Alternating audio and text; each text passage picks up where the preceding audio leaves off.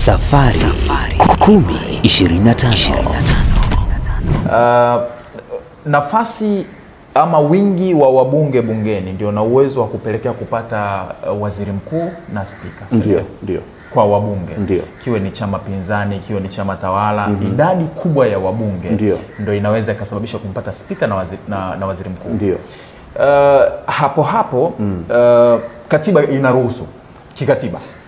Ndio unazungumza katiba hii. Ndio nakuuliza wewe. Yaani kwa sababu ni mtaalamu wa masuala ya kisheria. Ndio. Sawa. Kwa hiyo Chadema mkifanikisha idadi kubwa ya wabunge, mna uwezo wa kupata spika pamoja na waziri mkuu. Ndio. Na mna uwezo wa kuisimamia serikali. Kuisimamia serikali au kuunda serikali. Yaani kwa mfano, yani hapa ninachokizungumzia ni kwamba bunge maana yake kazi yake ni kuisimamia serikali. Yes. Kwa hiyo mkishafanikisha kukamata nafasi ya spika na waziri mkuu, na uwezo wa kuisimamia serikali. Ndio. Vizuri kabisa. Hivyo ndivyo nadharia inavyosema. Nadharia. Naomba nieleweshe hapo. Nadharia kivipi? Nadharia inasema kwamba ukiwa na majority bungeni unaunda serikali. Ndivyo nadharia democratic theory inavyosema. Uhalisia? Kiuhalisia wa Tanzania ni hakuna kitu kama hicho. Kwa nini? Kwa sababu umesema katiba inaruhusu. Hapo ndo patamu. Ngoja nikupe somo la katiba ya Tanzania. Asante sana. Karibu. Kwa sababu kuna vitu vingi sana hatuvielewi juu ya nchi yetu na mifumo yake. Siku tukishinda majority bungeni, tunatakiwa, katiba inasema tunatakiwa tuwe na waziri mkuu atokane na chama chenye wabunge wengi. Siku tukiwa na hao wabunge wengi, cha kwanza kitakachotokea ni mgogoro wa kisiasa na wa kikatiba. Sio kuwa na waziri mkuu, ni kutakuwa na mgogoro wa kisiasa na kikatiba. Kwa sababu katiba yetu kama ilivyo ni katiba ambayo kimsingi ni katiba ya chama kimoja. Sasa nisikilize kwa makini. Katiba hiyo inasema waziri mkuu atatokana na chama chenye wabunge wengi. Je, hiyo ni automatic? Uingereza na India na Israel na Afrika ya Kusini na nchi zinazofuata mfumo wa demokrasia ya kibunge ni automatic. Mkiwa na majority bungeni, kiongozi wenu anaunda serikali. Tanzania sio hivyo. Tanzania rais ndio anayeteua waziri mkuu. Umenipata? Umenipata? Ndio. Rais ndio anayeteua waziri mkuu. Kwenye hizo nchi zinazofuata demokrasia ya kibunge, samahani kidogo. Rais anamteua au anapendekeza? Anamteua. Rais anamteua. Bungeni wanapiga kura. Bungeni wanaenda kumthibitisha. Lakini watathibitisha jina litakalopelekwa na rais. Kama idadi ni kubwa sasa kwa upande wa upinzani, manake mna uwezo wa kumkataa. Wa kumkataa huyo pendekezo la rais? La rais. Ndio mna uwezo wa kumpeleka. Manake atawapelekea lingine. Atawaletea na lingine. Kwa sababu yeyote mtakaye mpigia kura ya kumkubali au kumkataa lazima atoke kwa rais.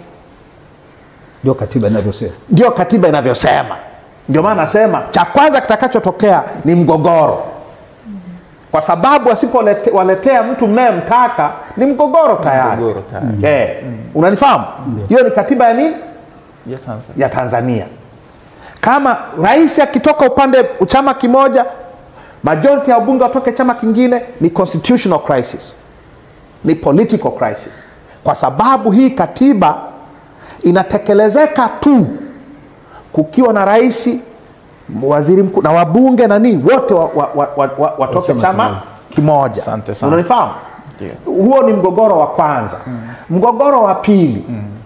Huyu waziri mkuu anayetokana na chama chenye majority ya wabunge anaunda serikali au haundi? Katiba inasema rais atateua mawaziri na manaibu mawaziri kwa kushauriana na waziri mkuu. Mnajua maana ya kisheria ya kushauriana? Bwana mkubwa, bwana waziri mkuu, mimi nataka kumteua mzee Stambuli kuwa waziri wa fedha. Unasemaje? Unataka kumteua. Kwa hiyo mimi ndio nayeteua. Kwa hiyo mimi tu wewe unanishauri, waziri mkuu unamshauri. Wewe unanishauri. Nikisema afai, namteua. Alafu nakuja kusema nilishauriwa na waziri mkuu, sijakubaliana na ushauri wake. Kumbuka katiba inasema rais hawajibiki kufuata ushauri wa mtu yeyote. Sio mgogoro huo? Hawa mawaziri watakuwa ni mawaziri wa waziri mkuu au ni mawaziri wa rais? Waziri mkuu mwenyewe atakuwa ni waziri wa chama chenye wabunge wengi au ni waziri wa rais aliyemteua? Unanifahamu? Unanipata? Ndio. Tuko vizuri. Tuko vizuri. Tunaenda. Huyu waziri mkuu atateua ma-DC? Hapana. Atateua ma-RC? Hapana. Atateua wakurugenzi? Huyo rais. Atateua huyu waziri mkuu. Huyu ambaye chama chake kimeshinda majority bungeni. Atateua wakuu wa mikoa? Atawateua na kuuliza? Hawezi kuteua. Hawezi kuwateua kwa sababu katiba imesema hawa ni wateule wa rais. Ma-DC, wakuu wa mikoa, wakuu wa wilaya, madas, wakurugenzi wa halmashauri. Unanifahamu? Wakurugenzi wa mashirika ya umma na idara za serikali, wakuu wa majeshi na vikosi vya jeshi. Rais ni Mungu kwa katiba ya nchi hii. Kwa nyie mkishinda majority yenu bungeni, haiwafanyi nini? Haiwasaidia sana. By the way, katiba inasema nani ndio kiongozi wa serikali? Rais. Kwa nyie mnashinda majority, huyo waziri mkuu ni nani sasa kama sio mkuu wa serikali? Unashauri nini kifanyike kwenye hili? Kwa sababu hii ni point ambayo kwa haya ambayo nimeyasema tu. Kwa haya ambayo nimeyasema tu. Ndio. Wewe unafikiri ni kitu gani kifanyike? Mimi nimekuuliza wewe makamu. Katiba. Hapo. Safari 10-25.